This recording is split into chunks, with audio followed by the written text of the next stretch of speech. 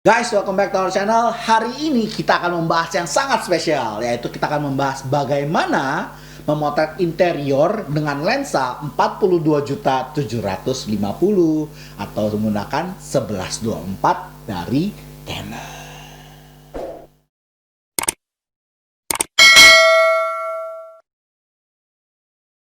Nah, guys, welcome back to our channel. Hari ini kita akan membahas yang penting-penting, yaitu mencari duit.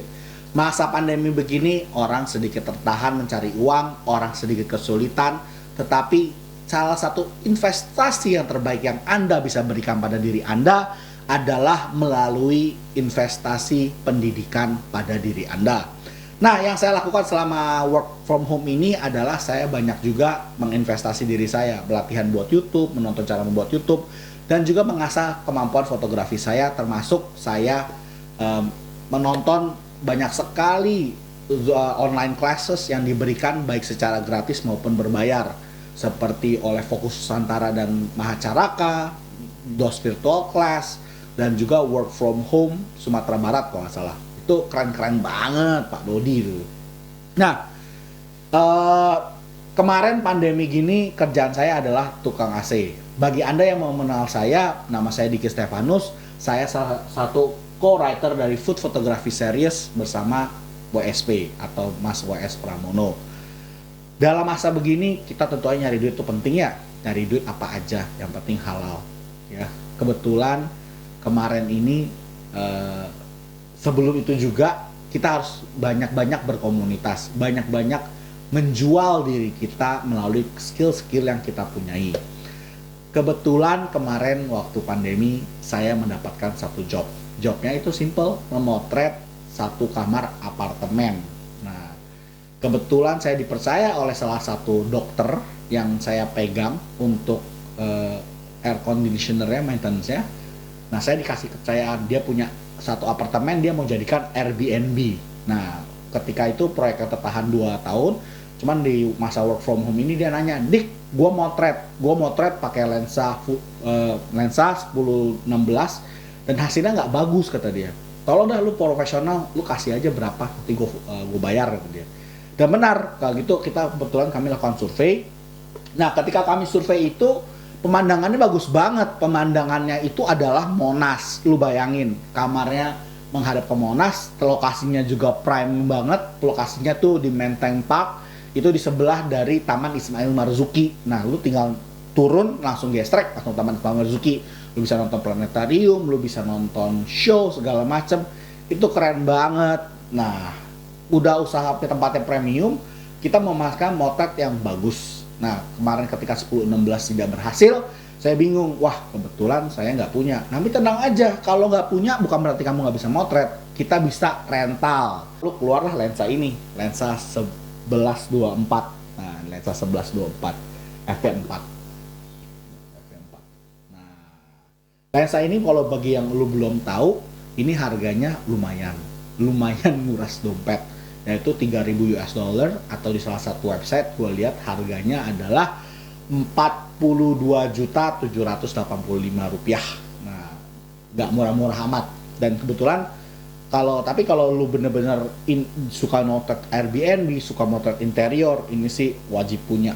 Nah, kita bahas dari lensanya. Spesifikasinya kurang lebih ini 1,5 kilo yang nggak nyampe, 1,5 kilo.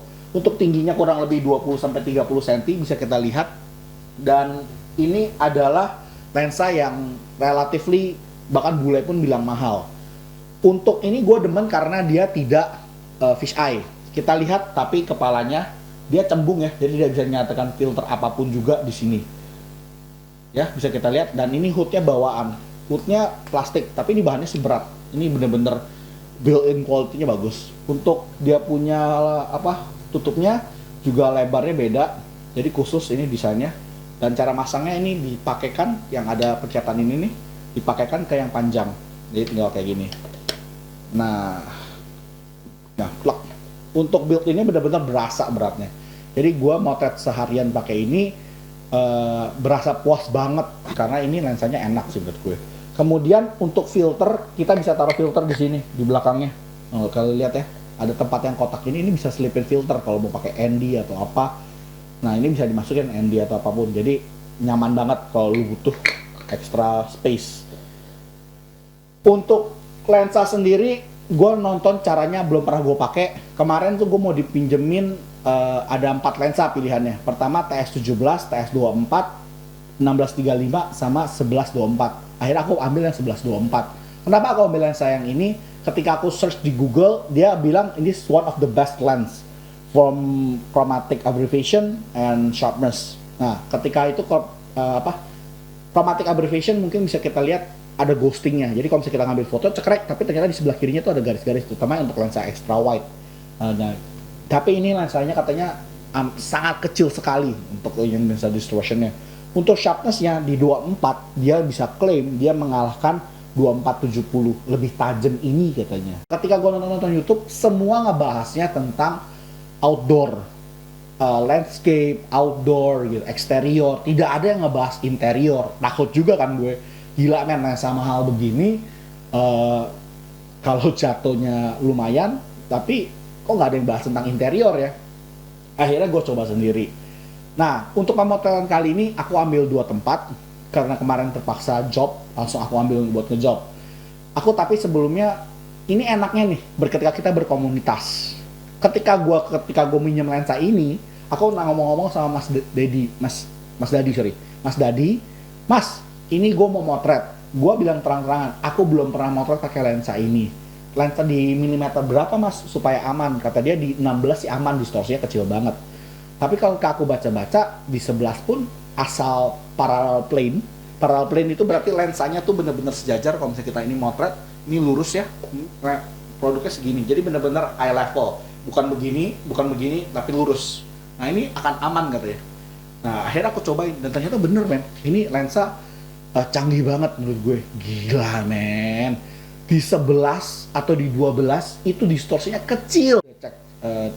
Jadi kalau misalnya itu saya perhatikan ya, nih lihat nih di layar kita, kalau bedanya kecil sama beda begini, ini pasti beda banget lihat nih hasilnya ya. Nah kan berasa kan. Nah tapi kalau kita lurus, nah pasti hasilnya lebih enak.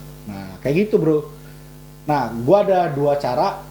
Mas Dadi ajarin katanya kalau misalnya kamu mau aman, tidak ada berlebih, pakai 11 16 ini pakai HDR dalam kamera. Di 6D kan lo ada katanya, lo kan bisa pakai gitu.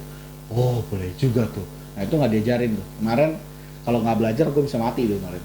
Nah jadi tidak ada yang berlebih, semua rata. Dipakai mungkin lebih 2 stop atau 3 stop juga masih aman. Canon keren banget menurut gue. Terus berikutnya gue coba di waktu job. Waktu job ini, nah ini cuman yang mesti dihati-hatikan. Walaupun kita udah parallel plane, tapi kalau misalnya barang itu terlalu deket sama kita, sama lensa kita, dia akan meleok. Walaupun hasilnya bagus, yang lain keren, tapi itu gue lupa ketengahin, jadi dia meleok. Itu sayang banget. Tapi ini gue belajar, prosesnya ini luar biasa. Ya makanya gue mau sharing ini di vlog ini. Nah kalau kalian merasa ini berguna, jangan lupa hit the subscribe button dan share ke teman-teman kalian. Berikutnya yang kita lihat adalah lensa ini di 24. Ini gue cobain ambil zoom 24. Ini ada caranya, mungkin nggak setiap orang tahu. Kalau misalnya kita motret di belakang kaca, mungkin ada pantulan-pantulan nih, kita lihat nih, gue kemarin bentuknya kayak shape kayak begini nih. Cuman gue lakukan adalah gue pegangin hoodnya seperti ini.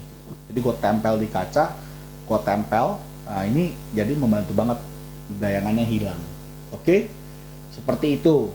Nah, kalau ada pertanyaan, jangan lupa komen di bawah. Mungkin kalian pernah pakai lensa apa sih yang lebih bagus dari ini, atau lensa yang bagaimana sih, atau ada teknik apa yang menurut kalian lebih bagus daripada Sidiki, supaya Sidiki bisa belajar meningkatkan. Oke, nah jangan lupa saksikan video-video saya berikutnya yang lainnya, supaya Anda makin pintar dan makin maju dalam berkarya. Oke, see you soon, thank you very much.